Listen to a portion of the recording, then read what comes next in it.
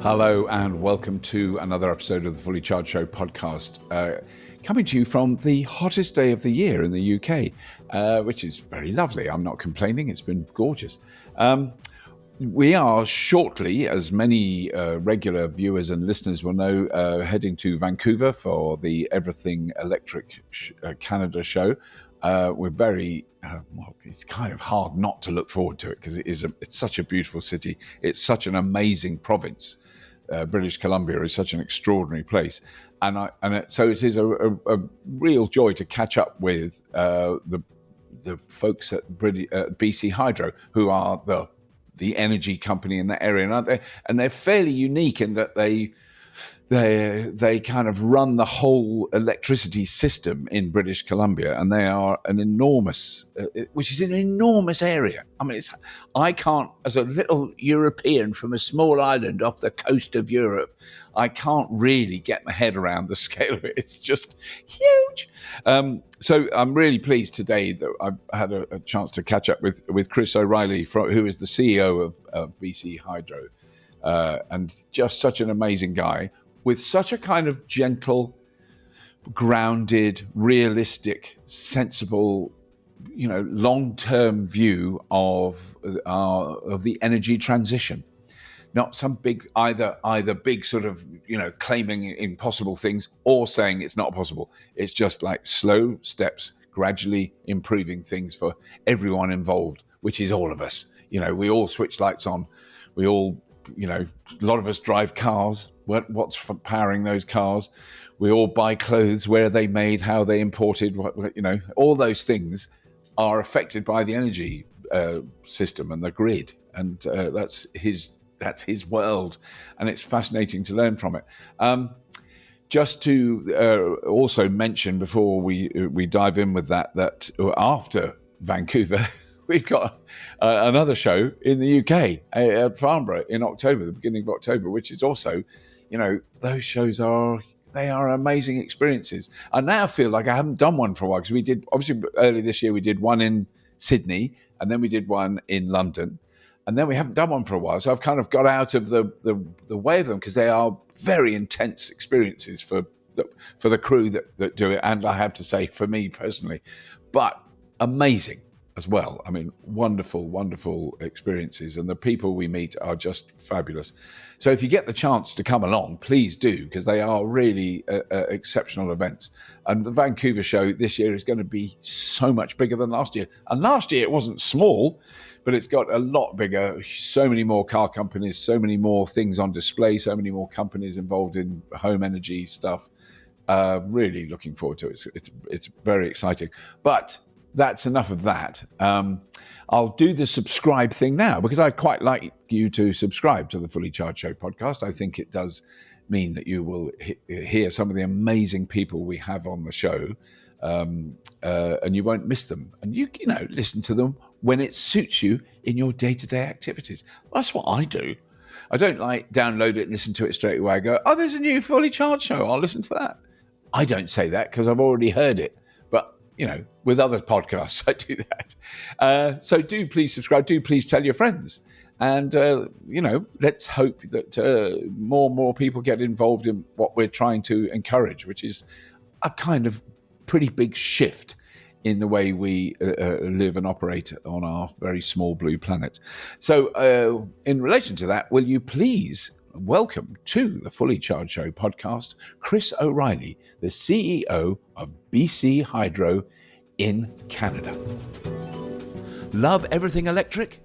Join us live in Canada this September, the South in October, and Australia and London in 2025. So, Chris, thank you for a start. Thank you for getting up early in Vancouver and being here to do this. It's very good of you to find the time. As soon as I read up a bit more on BC Hydro, I just went, why? The first thing I thought was, why aren't all energy companies around the world like you?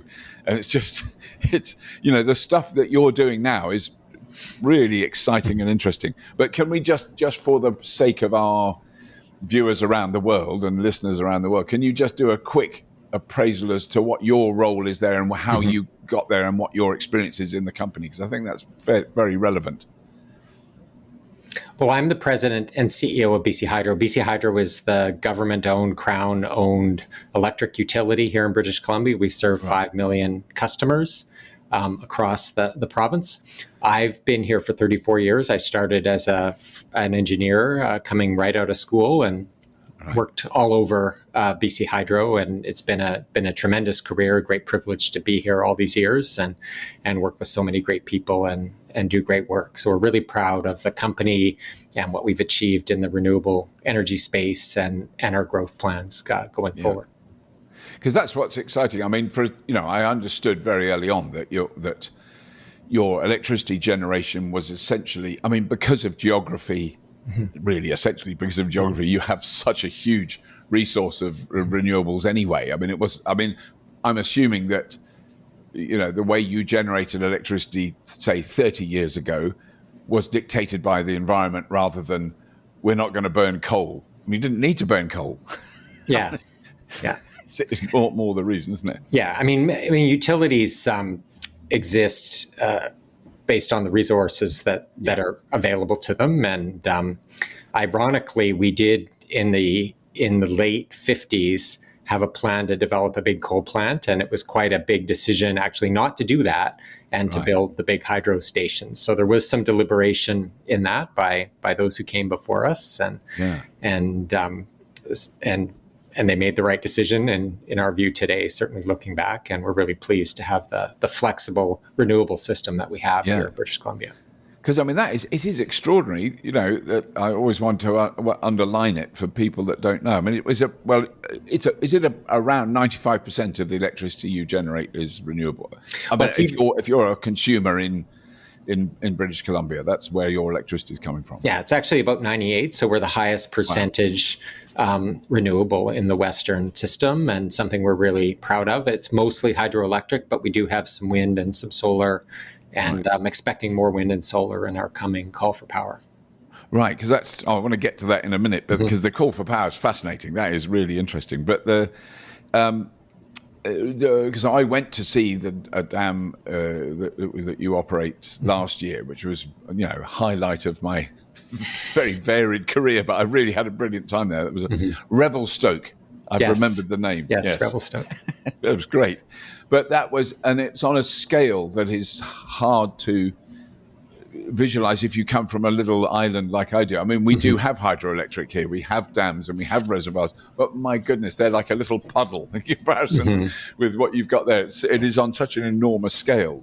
And then, so now, are you? The one thing I wanted to find out about was what Site C is. Is that a completely new project, or is it a refurbished older project? Well, it's a brand new project. It's the third dam and generating station on the Peace River in northern British Columbia. And we've been working on it, constructing it for almost 9 years. So it doesn't seem so new anymore, but it's almost done. And we're on track to start filling the reservoir this month in August 2024. Wow. And we're expecting first power out of the plant before Christmas. Something we're really looking forward to. It's been a tremendous effort, and we have a wonderful team and really hardworking contractors up there. So really feeling good about the project and looking forward to seeing the output from it. And so what size is it? I mean, I would imagine it's quite a big project. It's not a little. Yeah, it works out. It's about 1,100 megawatts and 5,000 gigawatt hours. If you're familiar with those metrics, it's about 8% of our system. So it's a nice incremental chunk of electricity for us, and that will certainly help our growth plans as we move forward. And not only will it help us meet incremental load, because it's flexible and can be turned on and off, it can help integrate more intermittent renewables that we're bringing on the system. So a really nice addition to the system, helping us meet the rising expectations around the demand for electricity. Because I mean, it is such a huge advantage that you have there, in that you have a form of renewables that is zero carbon in its production of electricity that you could also turn on and off. I mean, that is an incredible advantage, isn't it? Yeah. There's not really anything remotely like that elsewhere. Yeah, it's like a battery. We think of it Yeah. that way. And so when there is available energy from our wind and solar resources, and as those grow, we can turn our hydro generators down. And then when the wind eases off or the sun goes down, then we can turn the hydro generation up. And similarly, that's how we manage imports and exports. When there is plentiful renewable energy available on the market, we can import that energy and turn down our own generation and save that water for future time periods. So it's very much like a battery, but no critical minerals, no lithium ion. It's a totally different technology. Yeah. But also, I suppose, because one of the questions I remember asking when I was at Revelstoke was, do you, because I'd been to see it, the big pumped storage systems we have here, and I know they have them in Norway and they have them in parts of Germany, I think in Switzerland. And I sort of said to the manager there, was a really amazing guy that showed me around. Sadly, can't remember his name, but I said, do you pump back? And he kind of just pointed at the water. He said, you don't really need to. There was so much water there. So, so, we just go. The water goes one way for us, but we control when it's released, and that's how we manage the storage and the power output. And I'm intrigued because I know that, I think in China they've been affected quite heavily by the fact they've had less rain, and their big hydroelectric systems have been challenged because of that. But is that not an issue for you? I know you've had terrible forest fires in Canada. Yes, we are used to managing the ups and downs of our water inflows, the precipitation that we receive here, and we plan for average. And then so when it's drier than normal, we're net importers. We buy power from our neighboring systems in Alberta and the United States. And then when we have above average inflows, we're net sellers. And so over the last 15 years, it's been about 50-50. We've been net importing half the years and exporting half the years. We are right now experiencing quite a severe drought. And we're into the second year of that now, and that's affecting both our system as well as the forest fires and agriculture in the province. So we've been able to manage through that by importing energy from the market, and it's actually one of the byproducts of the energy transition. And there's been a lot of renewables added to the markets in the neighboring systems. So most days there is plentiful energy available when the wind blows and the sun is shining, and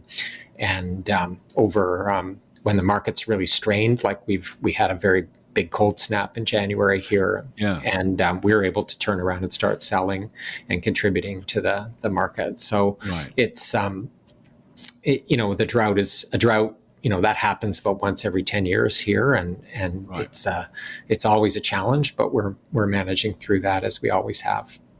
That's the thing that I have no concept of, and I don't remember discussing this last time I was there, but I know that it can get quite cold in certain parts of Canada, and I don't know. How does that affect a hydroelectric generation?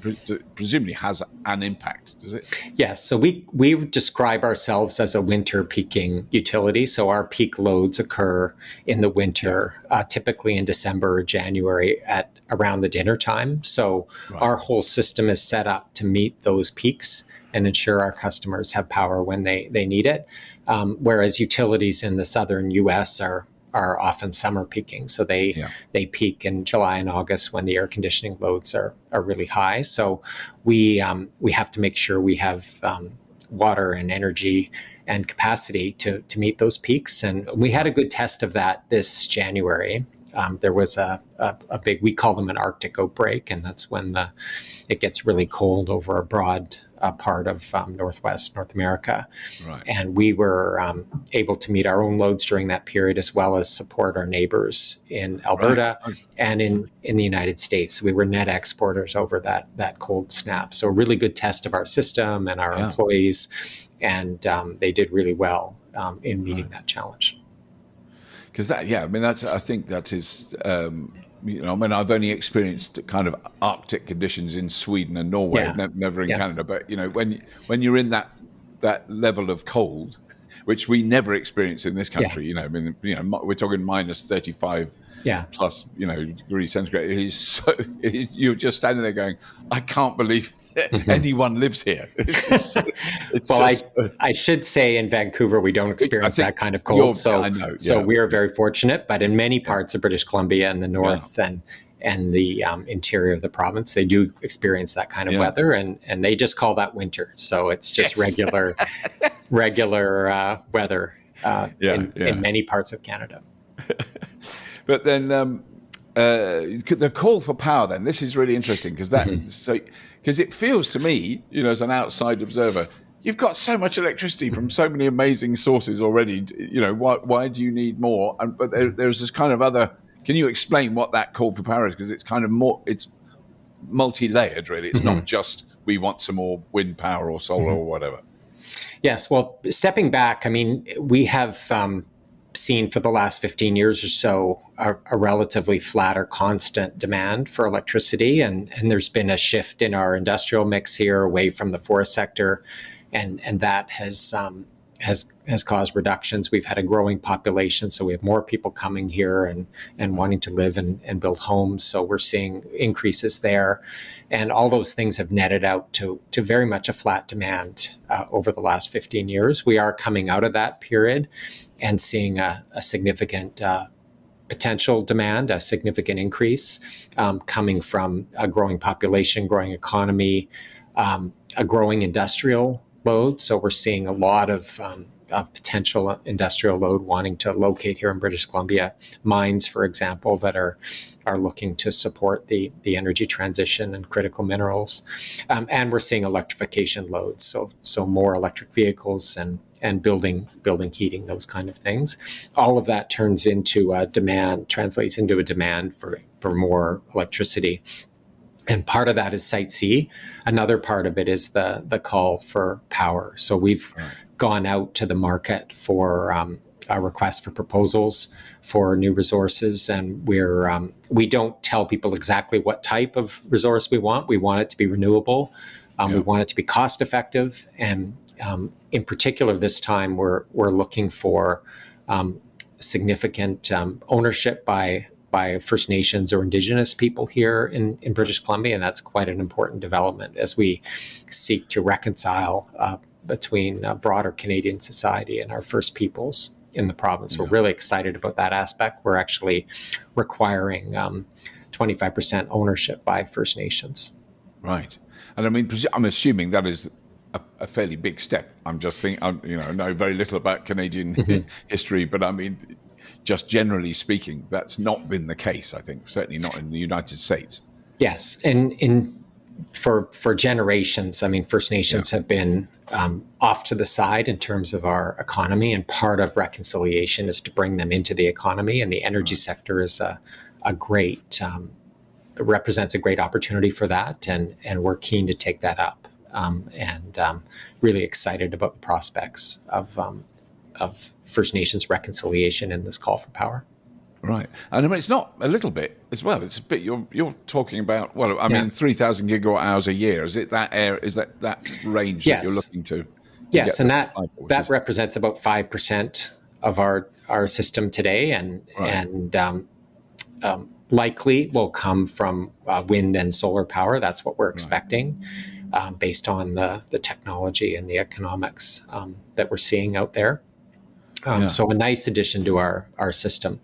We are expecting calls, a succession of calls over time. So we're doing this one now, and we're expecting to do another call for power in 2 years. Right. And that, I mean, have you had a response so far? I mean, have you had any impression of how positive a response to that has been? Well, the bids are due in September, so we've had a lot of interest, and there's lots of take up around the documents and the meetings and engagement with the developers. So we are excited about the response and looking forward to what we see in September. And we're expecting to award contracts in December. So it's a very fast moving process, and looking forward to a good result. Yeah. And then so the other key thing, which I think is often overlooked. I know, and we're guilty of it as much as anyone else, is the energy efficiency. And I mean, it is that experience where the one thing I did correctly when I rebuilt the house we live in when my children were young was insulated. But Yes. nothing else. Everything else was terrible, but I did insulate it, and it's only really it was because it was easy to do, and I thought, well, let's just insulate it properly, and it's made such a huge difference. Yes. And it made that this house is so cheap to heat because of that. And you just think, God, that's, I grew up in very old, and I'm talking sort of Anglo-Saxon age, terrible, cold, damp buildings. So I had no romantic, a lovely old English cottage. No, it's damp and it's cold.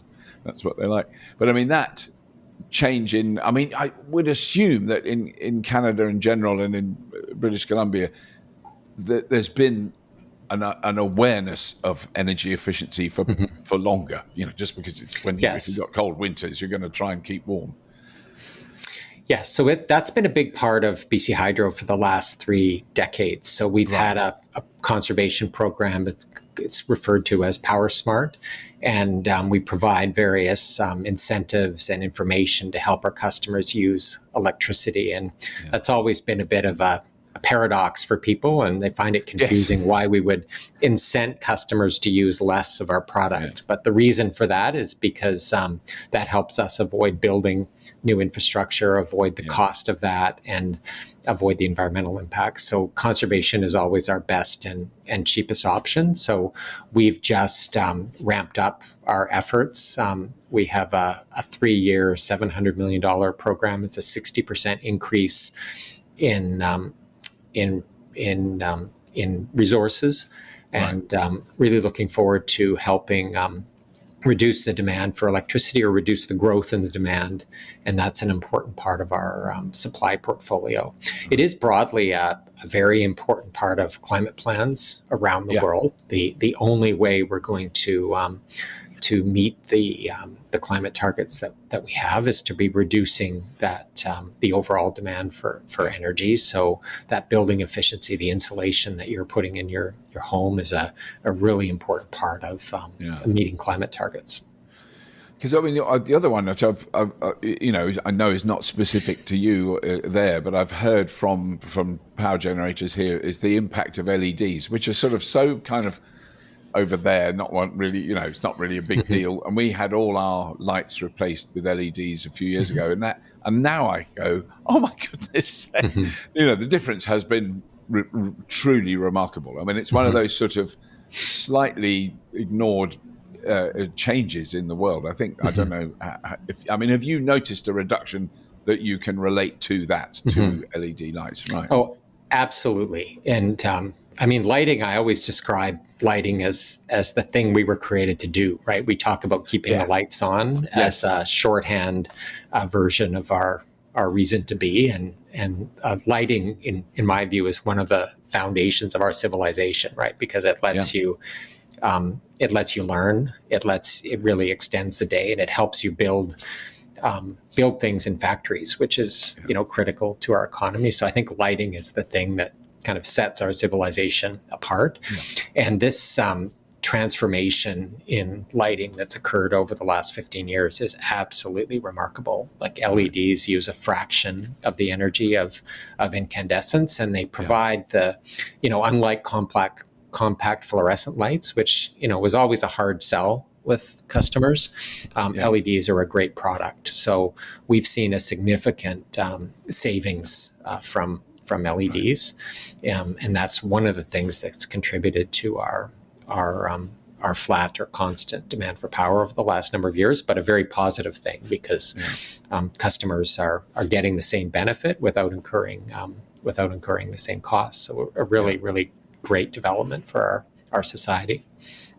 But then presumably, though, this sort of the counter to that is the fact that the more electric vehicles you have, the more electricity you use. I mean, I've just driven nearly 1,000 miles through France, and I've just been working out the statistics. We're doing a little report on it, And I mean, I've used as much electricity as probably an average apartment would use in 6 months to do that. Oh, maybe not, but it's a lot when you kind of tot it up. It was a long drive. I mean, have you seen yet sort of a measurable increase in demand that you can put down to electric vehicles? Is that happening there? Well, we have 160,000 electric vehicles on the road today. We're seeing about almost a quarter of new cars that are light-duty vehicles that are purchased in this province are electric, which is relatively high compared to other jurisdictions. Having said that, we actually have to calculate the amount of power that's used, so it's not really visible on the system. And so it's a very manageable for us. And what I tell people is the demand for electric vehicles is going to come on over time. Even if, the percentage of new cars that are on the road are being sold the percentage of new cars that are electric is going up. It does take a long time to turn over the stock. So I think we have time to respond. We have time to get the resources in place and build out the grid. We're really encouraging our customers to charge overnight. We've got a new optional time of day rate that gives customers a discount for overnight charging. And that is a real key to our strategy. And helps us better manage the grid and make it more affordable for our customers and support that resource. I mean, I love my electric car. I just think they're the greatest thing because you get all the benefits of driving without that impact on the environment. So it's an example where, you're not asking customers to make a really big change in their lifestyle. But we're getting those climate benefits. So I'm really excited about the prospects for electric vehicles, and we see more and more on the system. If you drive around Vancouver, it's noticeable. The electric cars are everywhere. And I think we're able to, what we're doing here is we're demonstrating to other jurisdictions that it can be done, and it can be done in an affordable and orderly way, and that customers can have confidence if they choose an electric vehicle. Because that's, the other one that I've only been recently aware of, which is, just me just being ignorant about it, but I know that in London now there are just over, I think, 1,200 fully electric buses. And when you sort of think of, there's cars all over the street and they've got to charge, but then when you've got like 400 buses at one depot that need charging, the infrastructure behind that to make that possible is extremely chunky. But I mean, that is a kind of colossal investment to start off with, isn't it? To get to that position. I mean, I'm just thinking of, public transport and, delivery vans and all that. They're all going to need, if they're all in one place at night, that's quite a big demand in that local network, I'm assuming. Yes. And we're working with our local transit provider, and they're implementing battery electric buses, and they're working on two different models. There's depot charging, like you're describing, and then there's en route charging. So they've got, that's where you install chargers at certain bus stops along the way, and they replenish the batteries over time. So they're working on both. And we are working to get the infrastructure in place so customers like the transit authorities can meet their own goals around climate targets. We have an interesting history with electric buses here in British Columbia. We have, if you come here, you'll see trolley buses. There's wires above the streets, and certainly in the more dense downtown areas, the buses are powered by electricity from trolley wires. And so there is a familiarity with the technology and that I think is helping manage the transition when it comes to battery electric buses. So it's a bit of a smaller shift from trolley to battery electric. Yes. And that is fascinating. I mean, that's the case around the world, is that even when I was a kid, there were a lot of electric buses. It was just a thing, they had a trolley, exactly that style. And then in this country, they all disappeared and they were all replaced with diesel. And now, I think we will be able to look back at the diesel era, that started at this year and it finished at this, as a thing that we all tried. In a bit like, I like to think of it like whale oil lighting. it was it did the job when it was doing it. Yes. It was a little bit unpleasant for the whales. Yes. Yeah, not very well, but yeah. But then a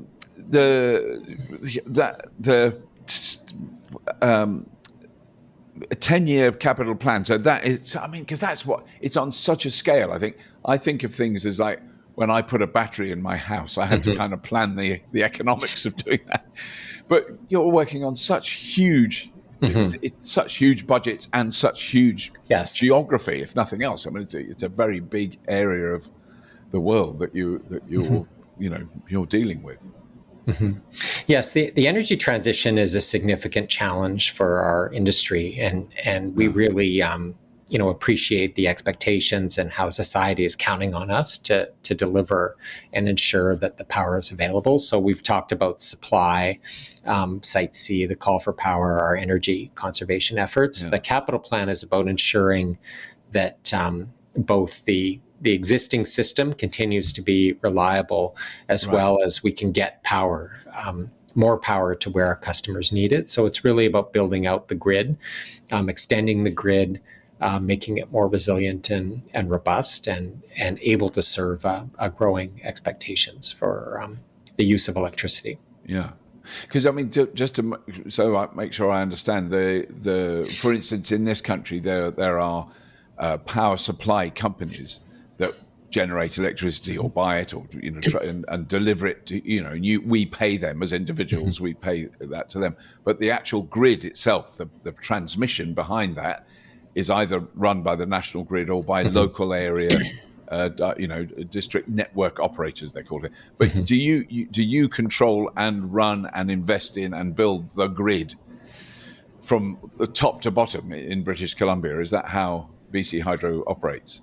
Yes, we're referred to as a vertically integrated utility. So that means that we provide generation, transmission, and distribution to our customers. So we're doing all of those things. We do buy generation. We contract for generation from independent power producers. We have we today have 126 contracts, and that's represent, and they're in British Columbia. Yes, they are in British Columbia, and that makes up about 25% of the supply we have today. So when the call for power will mean increasing both the number and the quantity and percentage of supply from independent power producers. But from a customer perspective, all they deal with is BC Hydro. So they're not entering into a power supply contract or they're not paying a bill to a grid company. There's just one bill, and we manage that relationship with the customer. Right. Because that's, and what is it, around 5 million customers? Yes. Right. And because I don't know, if you lived in Vancouver, could you buy electricity from someone else? Or is basically you have I don't know, do you have a monopoly on that in British? Yeah, we have a monopoly, and so we serve all the customers in the region in British Columbia, with a few small exceptions. There's a smaller utility that provides service to 5% or so of British Columbia. Right.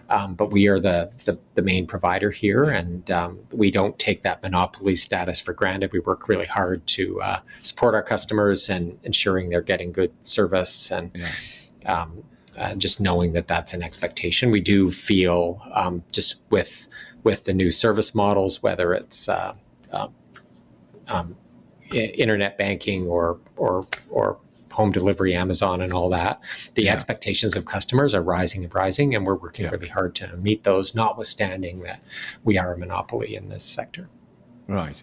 And because one of the things I'm aware of from friends who live in Texas and California is that they have fairly frequent power outs, which, we actually, where I live, we do get them every now and then, which is quite unusual in the UK. Basically, it's very rare to have a power cut in this country. But do you, is that something that you don't have to struggle with as much, or is it, presumably, geography, weather happens, stuff can go wrong.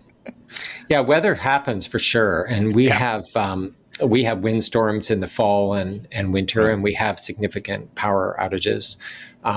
We have a a really well-established response effort, and our crews do a great job of getting the power back on. We typically in a large event will get almost everybody back on in 24 hours, and there's always some cleanup there. And we work really hard to make sure our customers have good information about what's going on, and are able to see on the internet the status of their service and when they can expect power to come back on. And we're also with climate change, we're worried about more extreme weather. So we're in a process of hardening our system, making it more resilient, and ensuring that we can meet increased demand, stronger winds, more extreme weather, as we are seeing in the province already. But we're generally pretty proud of our record when it comes to reliability. But I mean, because that's, in my limited experience of driving across British Columbia is there's a lot of trees. That's one thing, and then I mean that's what happens around here is a branch or a tree will fall on a power line, and then I mean ours is that's happened once in 30 years to be fair to our local area, but that's obviously a problem. But I would imagine if you've got power lines going for hundreds of kilometers across the country, that's a risk. Yeah, we have something like 70,000 kilometers of transmission and distribution lines, which, if you know your high school geography, is twice around the world. So, and we have a lot of forests here. So there's a lot of trees, and we work really hard. We've expanded our efforts around managing vegetation, and we have fast-growing trees as well. So we have to clear them on a pretty rigorous basis, and that is not just for reliability, but a growing concern around forest fires.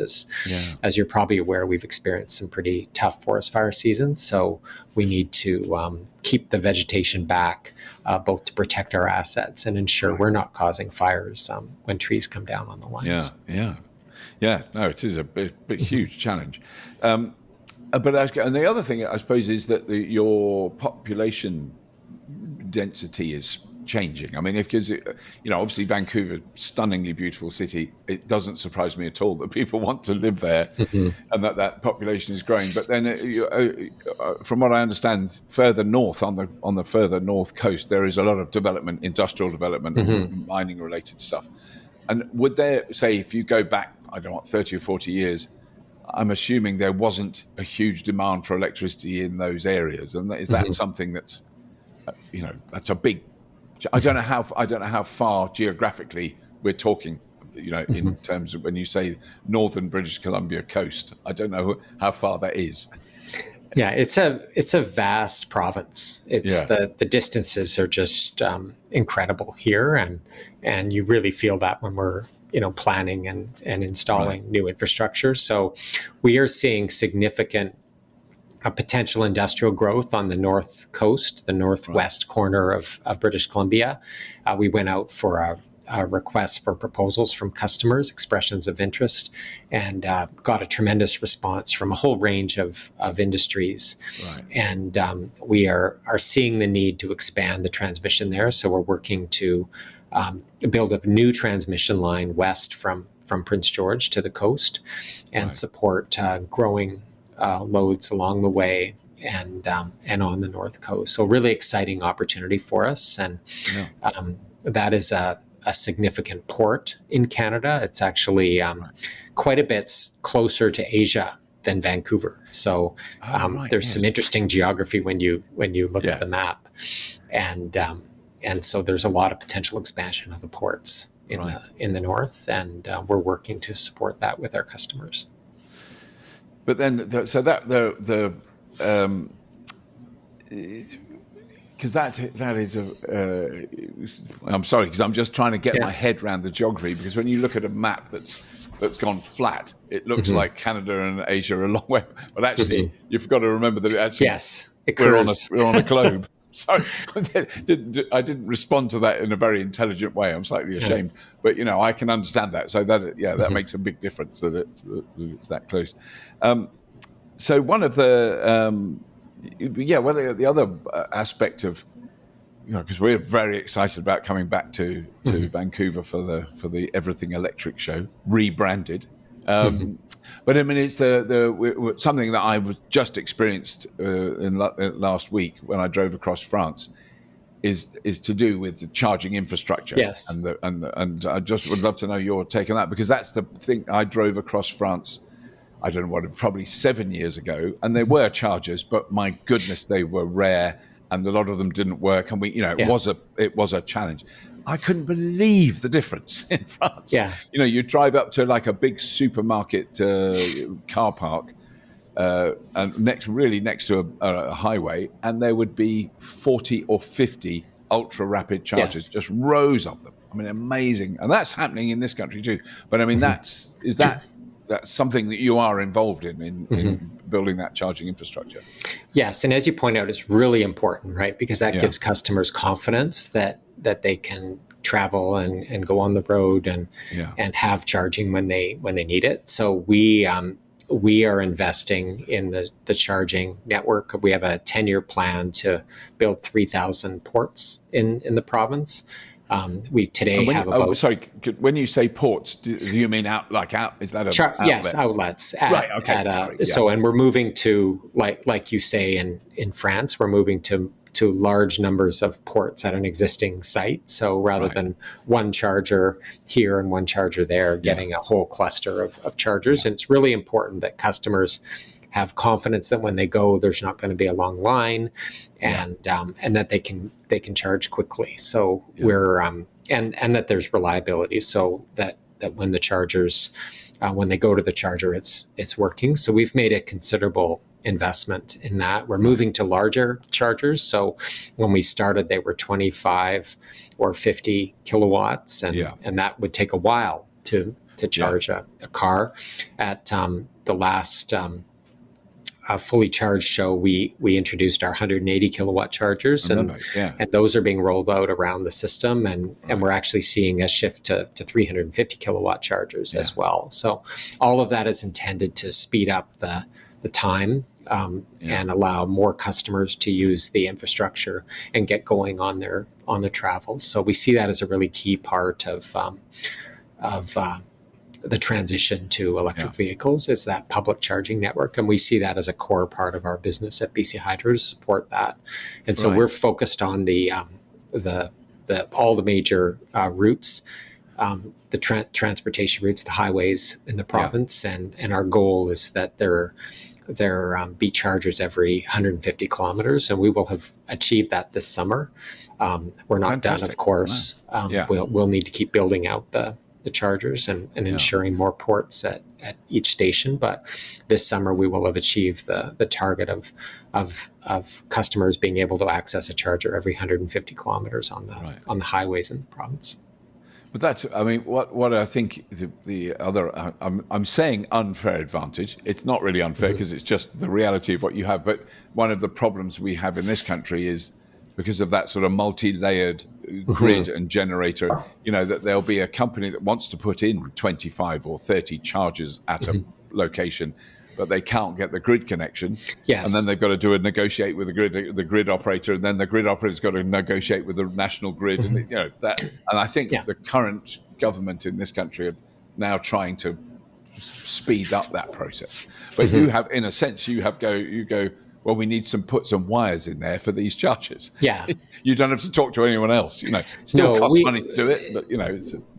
Well, I mean, you're always talking to someone. We work with partners for the site. So we when you're looking for 10 and 20 charging ports at a site, there's a significant real estate there. So we're partnering with municipalities and installing them in rec centers, parking lot recreation centers, sports facilities, shopping mall parking lots, and all that kind of thing. And we also do have a number of private sector charging providers here. Many of the gas stations are including electric chargers today. So we're encouraging as much charging as possible, and we're supporting any and all comers when it comes to charging outlets in the province, because we think more is better and more supports the transition. So trying to standardize improve our service. We have a dedicated team now that supports interconnections for chargers, whether it's our own work or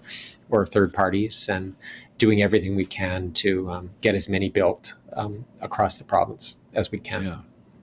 Because I mean, if we can sort of wind up on the kind of big picture, in the sense that, you know, the one of the things that's always fascinated me about electric vehicles is, you know, they're just cars. They're just the same. They take up space in cities. They, you know, there's loads of.